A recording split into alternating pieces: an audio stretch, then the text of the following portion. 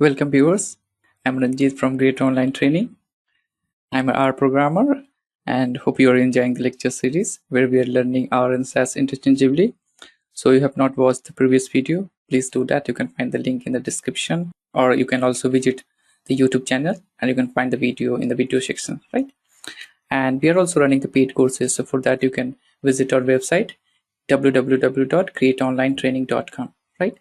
Okay, so far we did a binary operator and we see various examples regarding that, right? And at the end, we did a calculation of division based on average score of the student, right? So let's move to the agenda up to the presentation. Okay, so today we'll see some control statement like switch, for, break, next, while, and we'll see also the example regarding that, right? And at the end we'll see some functions. I will create the function in R, right? And some real life example related to function. Okay, so let's move to the R Studio and we'll see these functionality one by one. Okay, perfect. So let me check the working directory first here. For that you can write here get WD. So let me write here get WD with parentheses and we'll press here control enter. So if you see, our working directory is in C drive, but I have kept few data sets in D drive. So let me change the working directory to D drive. Okay, set WD. Then we'll place here the location in the double quote.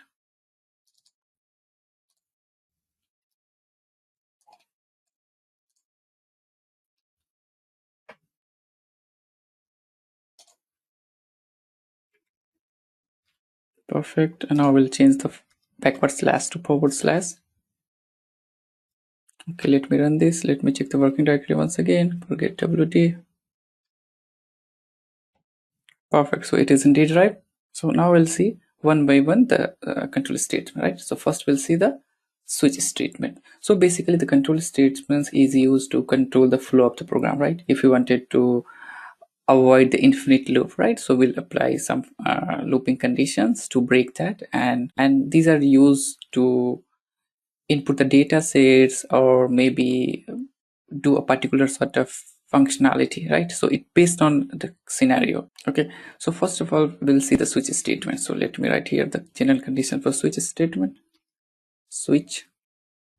Okay, so here first become okay, switch, then we have to write expression. Okay, then case 1, case 2, similarly for case 3, case 4, right? So this is the generic formula for switch statements. So switch statement basically work for controlling a particular sort of expression, right? So it works based on the expression, and it evaluates the different cases, and based on the particular expression it provides the result, right? So okay, so this is the general formula for switch statement. So okay, so switch statement works generally in two ways, right? So first it works based on indexing, right? And second it works based on matching, right? So let me comment this and we'll see this example one by one. Okay, so let me write here switch, then we'll provide two, right? And here we'll write first element Anil, second Naidu, then we'll write here Andrew,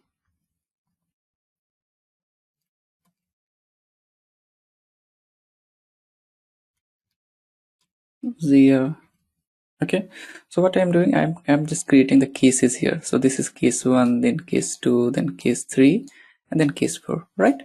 So and this is the expression, right? So what it does, it moves. This is the indexing we are providing, right? So if you see, this is the Anil is stored at first index, then second index is Naidu, then third index is Andrew, and fourth index is Zia, right? So here we are providing index as 2, so, right? So what it does, the switch just output the result of index 2, right? So Naidu will be printed as a result, right? So if we run this, okay, so let me run this. Okay, so if you see, now 2 is the output. Why? Because here we have provided 2 and 2 works as an indexing, right? So here Anil is stored as at index 1, Naidu is stored at index 2. Similarly, at index 3, N2 is stored as at index 4, Zia is stored, right? So based on that, it provides the result, right? So if you write here 3, so it provides the result for index 3, right? So if you see, the N2 is at index 3, so it will show the result as N2, right? So if you see, okay, so this is fine. Now I'll show you based on matching, right? So let me copy from here so that it will be easier for you all to visualize, right? So we'll create here switch statement based on matching, right? So let me write here. Okay, so here what we'll do, I'll create one random variable. Okay, so I'll store here 2, right? Let me store in character, right? So and here we'll pass y, okay, and then we'll create 0 to 2 is equal to a nil in quote, right, comma, then 3 equal to Naidu, okay, then 4 equal to Andrew, okay, then create here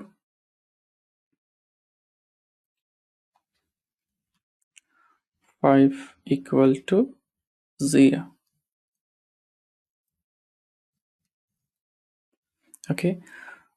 So let me run this. Okay, so if you see, it has provided the result for Anil, right? So I have created one variable here, y, where I store 2 as a character, and then I'm calling this y here, right? So it create variable behind the switch statement as 2, right? And it output the result for index for match 2, right? So if you see, 2 is for Anil, 3 is for Naidu, and 4 is for Andu, right? So it output the result for y value is equal to 2, right? So Anil will be printed in the console, right? So if I change here and make it 5, so in that case Zia will be the output. You see, yeah. Okay, so second one is, this is index. This is the example of indexing based on matching, because it matches the y value, and based on that it provides the output, right? So if I run this, so if you see, Zia will be the result, because for Zia 5 is stored at y, right? So this is correspond to y, and this is the result. Okay, perfect. Okay, so now we'll see the for loop first, and then we'll see the other one. Okay, so for, so this is the general formula. So here we write val or i's, right? So anything it work in, and here we'll provide sequence or vector. Okay, so the for loop starts with I, right? And it starts with the first value and evaluate the statement. Then after that, they start with the second value of the sequence or vector, right? And evaluate the statement. And similarly, it will work repetitively, right? It will follow the iteration accordingly, right? So let me show you one example here. Okay, so for loop is very useful in R, right? So when we are imputing the data, or when we are doing the missing data imputation, or when we are printing the matrices, so in that case for loop is very useful in R, right? So you'll find various examples regarding for loop. Okay, so let me see some example for loop, right? So let me print here. I'll print number from 1 to 10. Okay, so I'll write here I in 1:10. So 1:10 means it start from 1 and it ends to 10, right? Then I'll write here curly braces and I'll print, okay, I. Sorry, I'll print I. Okay, let me run this. You see, it starts from 1 and it printed up to 10. So how it works is the I value starts from 1, the first element is 1, right? So if I run this, so it show 1 to 10. It create one vector from 1 to 10, right? So I start from 1, right? And then after that it's entered into the statement and it print the first value, right? So first value is 1. Okay, so after that I becomes 2, right? It takes the second value, that is 2, then it prints the 2. Similarly for other values, right? So it works in the same way. It works one by one and it's print the values one by one, right? So let me create here some other function. Let me use some other function here. So if I write, instead of just printing, if I create one variable here, let me create here paste 0.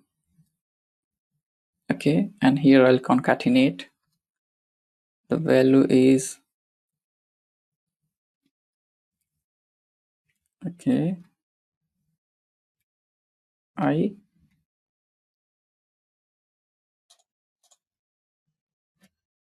if you see, I have just concatenated. So paste is used to concatenate various string, right? So I have concatenated this string, this quote one, right, with I, right? So I contains value 1 to 10, right? And this is just an indicator, right?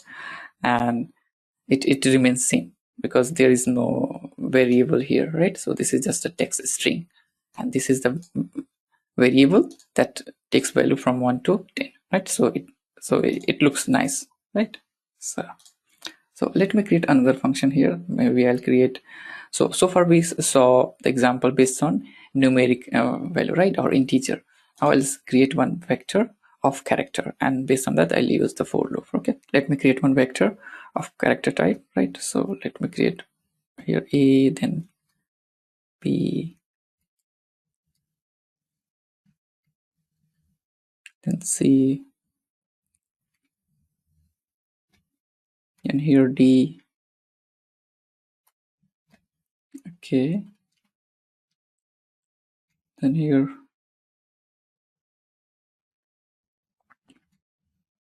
E, right? Let me run this. Okay, perfect. So here if you see, X is created, this is character type, and here we have 5 element A to E. Okay, so now I'll use for loop. So for I in X, right? Then curly braces, print I. Okay. Okay, so let me run this. See, all values are printed. So instead of I, we can use val, right? So this is basically placeholder. So anything you can write, but better to write some meaningful text here so that it will be easier. So value is basically your num is written basically for the numeric one, right? And if you can, this also work with letter, right? So letter, okay,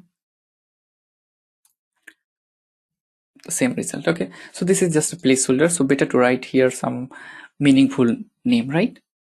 I is basically for 1 2 3 4, or maybe integer value or numeric value, right? But so letter is more meaningful in case when we have a character vector, right? So but it works in any way, right? So we can write here any value, any character, right, any name, and it works because this is just a placeholder. Okay, perfect. Okay, so now I'll show you the repeat statement. Perfect. So let me write here, create the comment.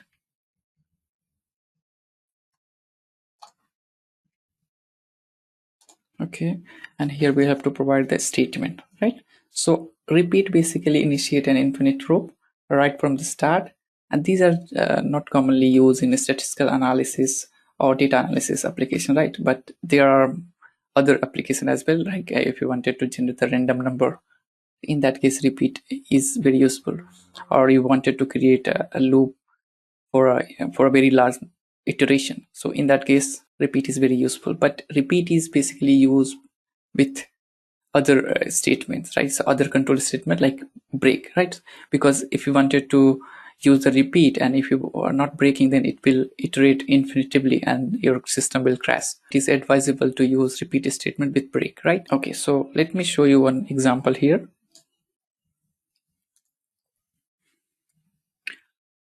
So I'll create here the vector v, right? So welcome to grade.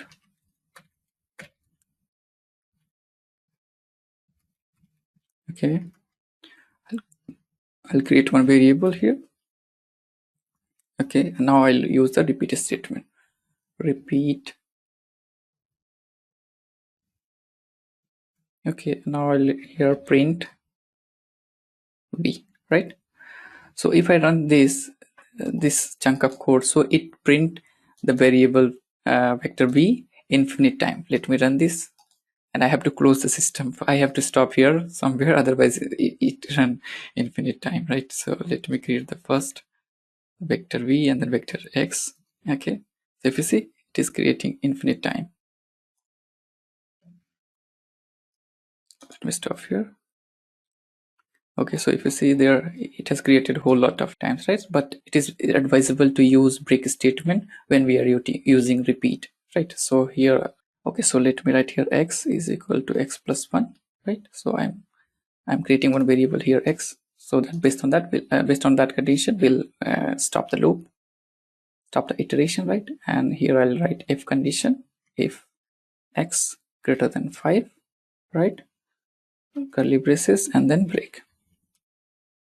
Perfect. Okay, so how it works? So I have created initialize one variable here, and I'm storing here 2, right?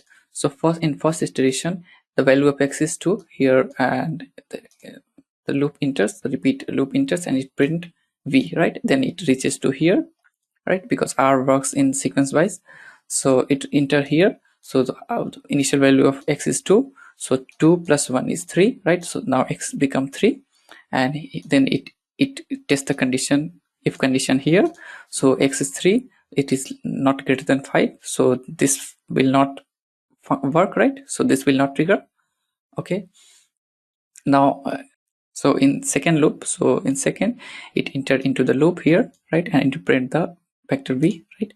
And here in second loop, the value of x become 3, right? Here 3, and 3 plus 1 4, and it 4 is also not greater than 5, so it not trigger this break condition here, and it enter again into the repeat loop, right?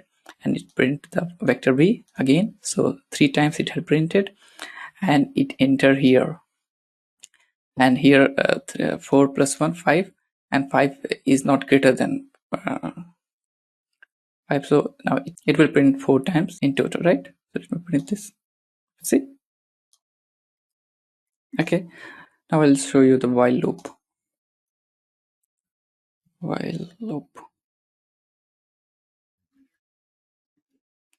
Okay, so while loop begin with a testing condition, right? So let me write here the generic formula here. So while test condition, test expression or condition, whatever. Okay, and then here we have to write the statement in curly braces. Okay, so this is the general formula for while loop, right? So while loop begin by testing the condition. Here we will provide the condition, right? And unless the condition is true, it execute the body, right? Body or statement. And once the condition become false, so it exit the loop, right? So this is the basic rule how while loop work, right? So let me write here some example, and I'll show the condition, right? So let me create one vector. Let me copy the above one so that it will be easier for us to repeat, right? Okay, so I'm creating same thing here, and I'll write here while loop, while, and here we'll provide the condition x less than 5. Okay, and then we'll write here in curly braces print v, right? And we'll write here, we'll create x is equal to x plus 1. Let me write here 1. Okay, so let me run this. Okay, so I'm initializing the value of x as 1 right here. So at first loop, first iteration, the value of x is 1, so it is less than 5. Perfect, so it will print the vector v. This loop, this is the first iteration, and here at the at end of first iteration, the value of x become 1 plus 1, that is 2, right? So then at the second iteration, the value of x is 2 here, and 2 is less than 5, then it again print the vector v. Perfect. And at the second iteration itself, the end of second iteration, the value of x become 2 plus 1 3, right? And then at the third iteration, here it gives the value as 3. Okay, and 3 is less than 5. Perfect, so this condition is satisfied, so it print the vector v. Perfect. And at the end of third iteration, the value of x become 4, right? So and then at the fourth iteration, the value of x is 4, right? 4 is less than 5. Perfect, so this condition is true, then it prints the vector v, right? So this is fourth iteration here. Okay, and then here if you see, then at the end of fourth iteration, the value of x become 4 plus 1 5, so it become 5, right? So then it enters at the fifth iteration, it enters here, so 5 is not less than 5, right? So the loop terminates here, and then it exits from the while loop, right? So this is the way how while loop works, right? It executes the body unless this condition is true, and once this condition is false, so it exits from the body, and that's all. Okay, so this is while loop. Now I'll move to creating functions, right? So R is very unique in creating functions, right? So we can create any function, we can create the sum or anything. So let me write here new dot function. So this is the nomenclature. We can create the function name with dot, right? Period or dot in between, right? So we can write underscore, or we can write dot here. So in both way it is fine, right? The nomenclature is fine in R, right? But dot is not acceptable in nomenclature in SAS, right? But R supports that. Okay, so let me write here function. So when we are creating the function, so we have to write this function command, right? And then parentheses, and after that we have to start with curly braces, and whatever the task we wanted to perform, here we have to provide in the body, right? Suppose I wanted to print number from 1 to 10, right? So for that I have to run one for loop, right? Num in 1 colon 10, right? And then curly braces here, then print num. Okay, let me run this. Okay, so let me run new dot function. Perfect. If you see, we have value printed here. Okay, so the value is printed from 1 to 10. Perfect. Let me add here some text so that it looks nice, right? Use the paste function, paste 0, and I'll concatenate with the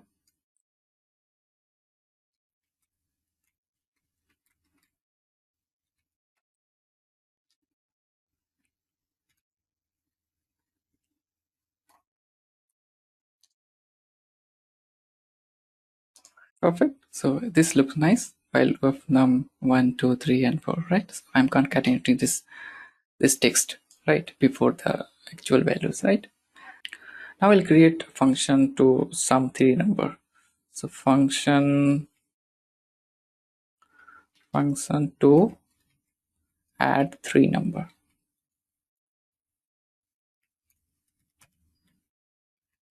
Okay, so let me write here the name sum dot function. Okay, and I'll write here function. Okay, I'll provide 3 value. 3, I'm inputting, I will input 3 value here, right? XYZ. This is just a placeholder. You can write anything, any 3 number, right? And here I'll write sum. Okay, x plus y plus z, right? And then I'll print the sum. Okay,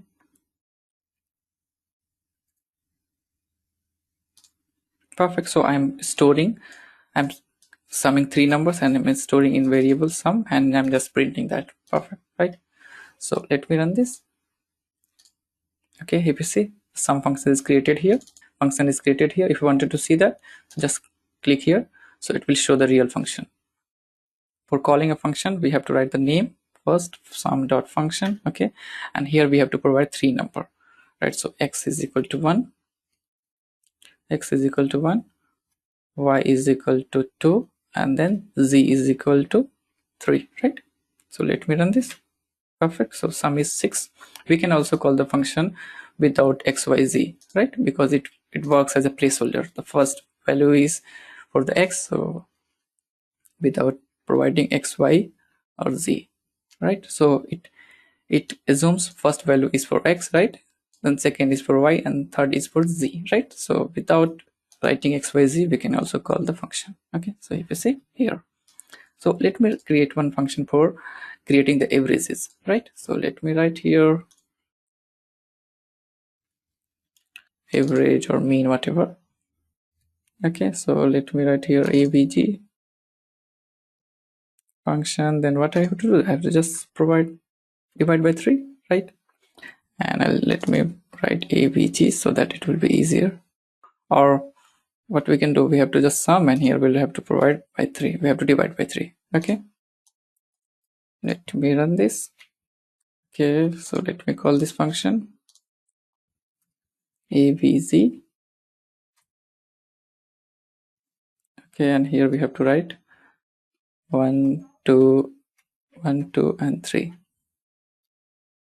You see, 2, the sum is 6, and if you divide 6 by 3, then the result will be 2, right? The average will be 2. Okay, perfect. So now I will stop here. Thank you everyone, thank you for your time. Hope you find this video useful. Please support us on YouTube or our website.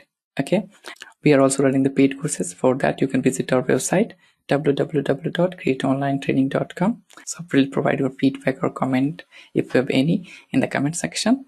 So, and thank you once again for your time.